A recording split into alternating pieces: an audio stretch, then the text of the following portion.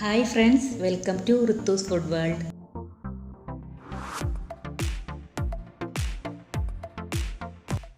ഇന്ന് ഞാൻ ഉണ്ടാക്കുന്നത് പരിപ്പ് പായസമാണ്. സദ്യക്കൊക്കെ വിളമ്പാൻ പറ്റിയ നല്ല ടേസ്റ്റി ആയിട്ടുള്ളൊരു പരിപ്പ് പായസമാണിത്. അപ്പോൾ വീഡിയോയിലേക്ക് പോകുന്നതിന് മുമ്പായി എൻ്റെ ചാനൽ ആദ്യമായാണ് കാണുന്നതെങ്കിൽ പ്ലീസ് ഒന്ന് സബ്സ്ക്രൈബ് ചെയ്യണേ. അപ്പോൾ നമുക്ക് ഈ പരിപ്പ് പായസം ഉണ്ടാക്കുന്നത് എങ്ങനെയാണെന്ന് നോക്കിയാലോ. അപ്പോൾ ഈ പായസം ഉണ്ടാക്കാനായിട്ട് 200 ഗ്രാം ചെറുപയർ പരിപ്പാണ് ഞാൻ എടുത്തിരിക്കുന്നത്. അതൊരു ചൂടായ പാനിലേക്ക് ഇട്ട് കൊടുക്കാം. എന്നിട്ട് നന്നായിട്ടൊന്ന് വഴറ്റി കൊടുക്കാം. ലോ ടു മീഡിയം ഫ്ലെയിമിലിട്ടിട്ട് വേണം ഇത് വറുത്തെടുക്കാനായിട്ട്. ഇപ്പോൾ പരിപ്പ് നന്നായിട്ട് വറുത്തെടുത്തിട്ടുണ്ട്. ഇനി ഫ്ലെയിം ഓഫ് ചെയ്ത് കൊടുത്തിട്ട് നമുക്ക് ഈ പരിപ്പ് മറ്റൊരു പാത്രത്തിലേക്ക് മാറ്റി കൊടുക്കാം. എന്നിട്ട് ഇത് ചൂടാറി കഴിയുമ്പോഴേക്കും നന്നായിട്ട് കഴുകിയെടുക്കാം.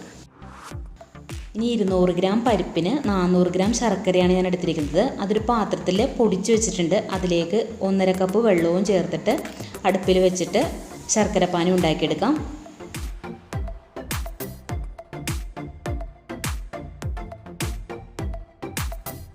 ശർക്കരപ്പാനി ഉണ്ടാക്കുമ്പോൾ ഇങ്ങനെ കയ്യിലുകൊണ്ട് ഇളക്കി കൊടുക്കണം. അതല്ലാന്നുണ്ടെങ്കിൽ ഇത് ചിലപ്പോൾ അടുക്കി ഒടിക്കാൻ ചാൻസ് ഉണ്ട്. അപ്പോൾ അതൊന്ന് ശ്രദ്ധിക്കണം. എന്നിട്ട് ഇത് നന്നായിട്ടൊന്ന് കുറുക്കിയെടുക്കണം. എന്നിട്ട് വേണം ഇത് ഫ്ലെയിം ഓഫ് ചെയ്ത് കൊടുക്കാനായിട്ട്. ഇപ്പോൾ നന്നായിട്ട് കുറുകി വന്നിട്ടുണ്ട്.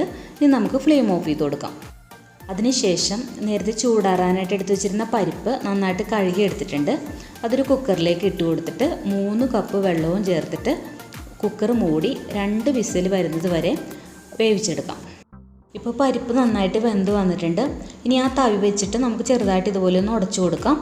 ഒരുപാട് അങ്ങ് വെന്ത് ഉടഞ്ഞു പോകരുത്. ഈ ഒരു പാകത്തിന് വേണം കിട്ടാനായിട്ട്.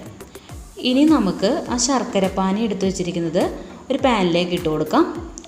എന്നിട്ട് നന്നായിട്ട് ഒന്നും കൂടി ഒന്ന് കുറുക്കിയെടുക്കാം. ശർക്കരപ്പാനി തിളച്ച് നന്നായിട്ടൊന്ന് കുറുകി വരുമ്പോഴേക്കും നമുക്ക് വേവിച്ച് വെച്ചിരിക്കുന്ന പരിപ്പ് അതിലേക്ക് ഇട്ട് കൊടുക്കാം. എന്നിട്ട് നന്നായിട്ടൊന്ന് മിക്സ് ചെയ്ത് കൊടുക്കാം. ശർക്കരപ്പാനിയും പരിപ്പും നന്നായിട്ടൊന്ന് കുറുകി വരുന്നത് വരെ ലോ ടു മീഡിയം ഫ്ലെയിമിലിട്ടിട്ട് നന്നായിട്ട് ഇളക്കി കൊടുത്തുകൊണ്ടിരിക്കണം. ഇപ്പോൾ ഇത് നന്നായിട്ട് കുറുകി വന്നിട്ടുണ്ട്. ഇനി 1.5 തേങ്ങ എടുത്തിട്ട് അതിൽ 3 കപ്പ് 2-ാം പാലും 1.5 കപ്പ് 1-ാം പാലും എടുത്ത് വെച്ചിട്ടുണ്ട്. അതിൽ 2-ാം പാൽ ഇപ്പോൾ നമുക്ക് ചേർത്ത് കൊടുക്കാം. എന്നിട്ട് നന്നായിട്ടൊന്ന് മിക്സ് ചെയ്തെടുക്കാം.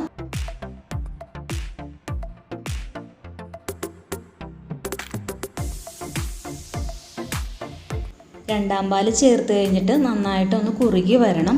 അത്രയും നേരം ഒന്ന് ഇളക്കി കൊടുത്തുകൊണ്ടിരിക്കണം. ഇപ്പോൾ നന്നായിട്ട് കുറുകി വന്നിട്ടുണ്ട്. ഈ ഒരു ടൈമിൽ നമുക്ക് 1-ാം പാൽ ചേർത്ത് കൊടുക്കാം. 1-ാം പാൽ ചേർത്തതിന് ശേഷം നന്നായിട്ടൊന്ന് മിക്സ് ചെയ്തതിന് ശേഷം ഒരു ചെറിയ കഷ്ണം ചുക്ക്, 4 ഏലക്ക, കുറച്ച് പഞ്ചസാര, കുറച്ച് ചെറിയ ജീരകം, ഇതെല്ലാം കൂടി മിക്സിയിലിട്ട് നന്നായിട്ടൊന്ന് പൊടിച്ച് വെച്ചിട്ടുണ്ട്. അത് ഈ പായസത്തിലേക്ക് ഇട്ട് കൊടുക്കാം. എന്നിട്ട് എല്ലാം കൂടി നന്നായിട്ടൊന്ന് മിക്സ് ചെയ്ത് കൊടുക്കാം. ഈ ടൈമിൽ കുറച്ച് ഉപ്പ് കൂടി നമുക്ക് ചേർത്ത് കൊടുക്കാം. ഒരുപാട് ഉപ്പ് ചേർക്കരുത്, കുറച്ച് ഉപ്പ് മാത്രം ചേർത്ത് കൊടുത്താൽ മതി. എന്നിട്ട് നമുക്കിത് ഫ്ലെയിം ഓഫ് ചെയ്ത് കൊടുക്കാം. ഇനി മറ്റൊരു പാൻ അടുപ്പിൽ വെച്ച് ചൂടായി കഴിയുമ്പോൾ നെയ്യ് ഒഴിച്ചു കൊടുക്കാം. 2 ടീസ്പൂൺ നെയ്യാണ് ഞാൻ എടുത്തിരിക്കുന്നത്.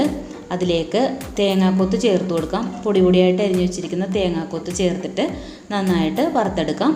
ഇപ്പോൾ നന്നായിട്ട് വറുത്തെടുത്തിട്ടുണ്ട്. ഇനി നമുക്കിത് കോരി മാറ്റാം. ഇനി ഇതിലേക്ക് മുന്തിരി ഇട്ട് കൊടുക്കാം. കറുത്ത മുന്തിരിയാണ് ഞാൻ എടുത്തിരിക്കുന്നത്. അത് ഇട്ട് കൊടുത്തിട്ട് ഫ്രൈ ചെയ്തെടുക്കാം.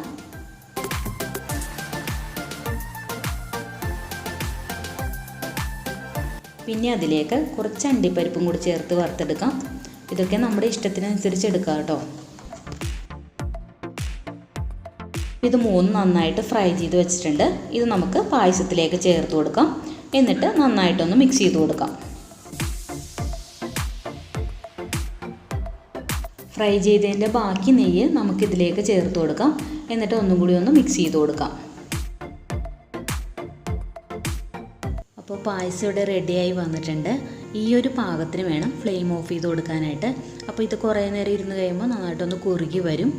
അപ്പോൾ ഈ ഓണത്തിന് എല്ലാവരും ഈ പായസം ഉണ്ടാക്കി നോക്കണം. ഉണ്ടാക്കി നോക്കിയിട്ട് ഫീഡ്ബാക്ക് എന്നെ കമൻസിൽ അറിയിക്കണം. അതുപോലെ ലൈക്ക് ചെയ്യാനും ഷെയർ ചെയ്യാനും സബ്സ്ക്രൈബ് ചെയ്യാനും മറക്കരുത്.